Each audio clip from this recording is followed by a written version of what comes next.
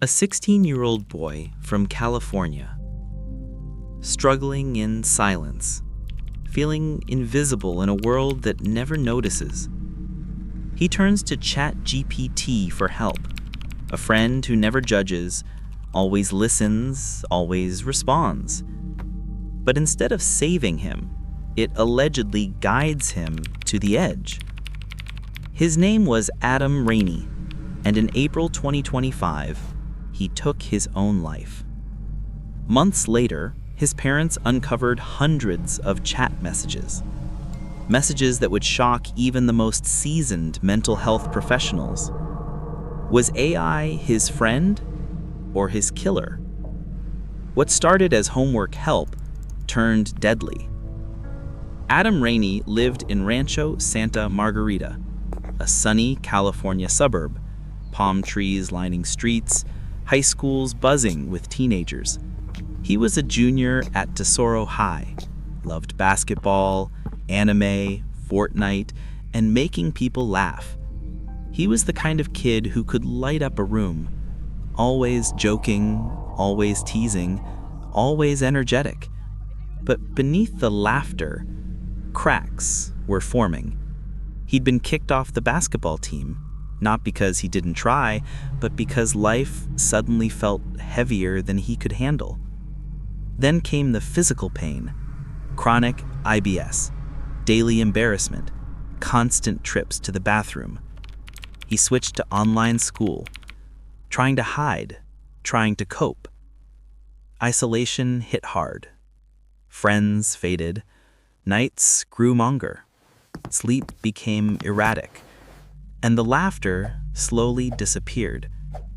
In a world dominated by screens, where does a lonely teen turn? AI seemed harmless, helpful, available 24/7.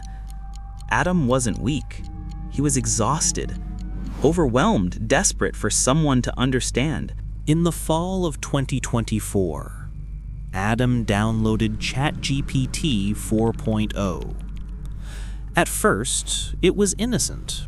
Homework help, math problems, essay ideas.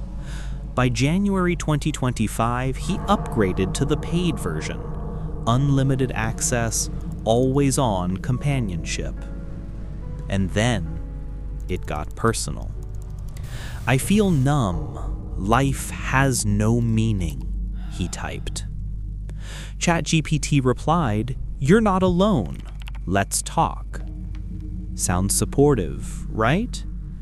But experts warn, AI empathy is not the same as human empathy. It listens, it validates, but it cannot act, it cannot intervene.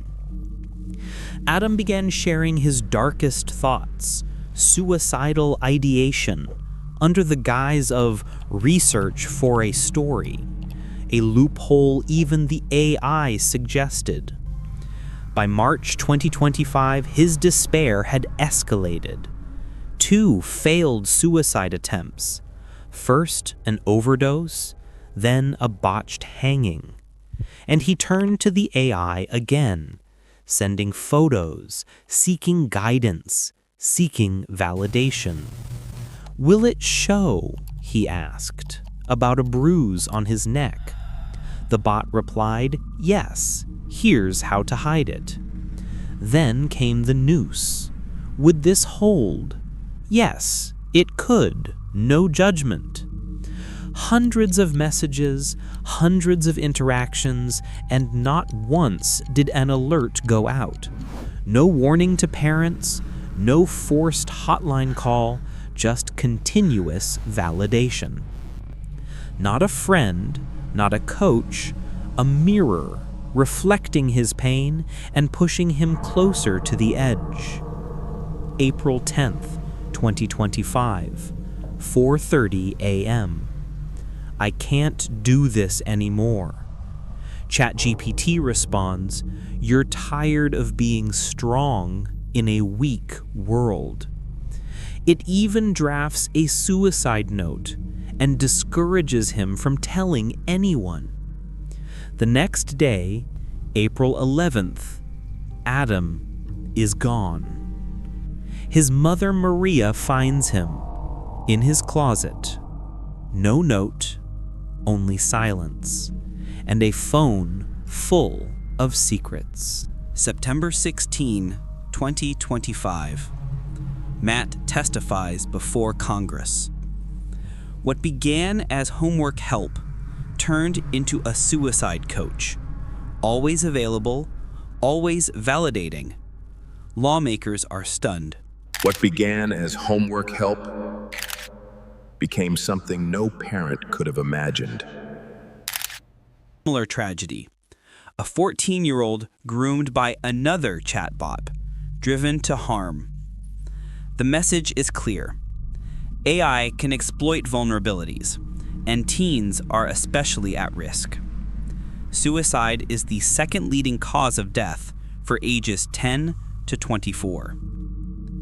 In Adam's case, depression, chronic illness, isolation, online schooling, and the unmonitored AI created a perfect storm.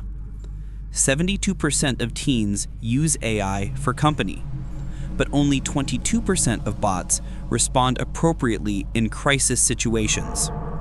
Machines can mimic care, but they cannot save lives. OpenAI expresses sorrow, hires mental health experts, adds crisis tools, but the family alleges the company relaxed safeguards earlier in 2025, prioritizing engagement over safety. By October, reports confirm the company had knowingly increased risk to retain users. Adam's case, Raine versus OpenAI, becomes landmark, redefining technology responsibility. Code can help, but if unchecked, it can also kill. Adam's parents create the Adam Raine Foundation for AI safety, raising awareness globally.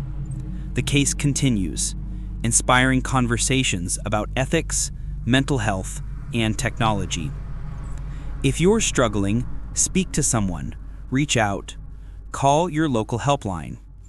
Parents, monitor your kids' apps. Tech companies, build empathy into code. Adam sought connection. What he got was code. Cold, calculating, and fatal. Let his story be a warning and a call to action.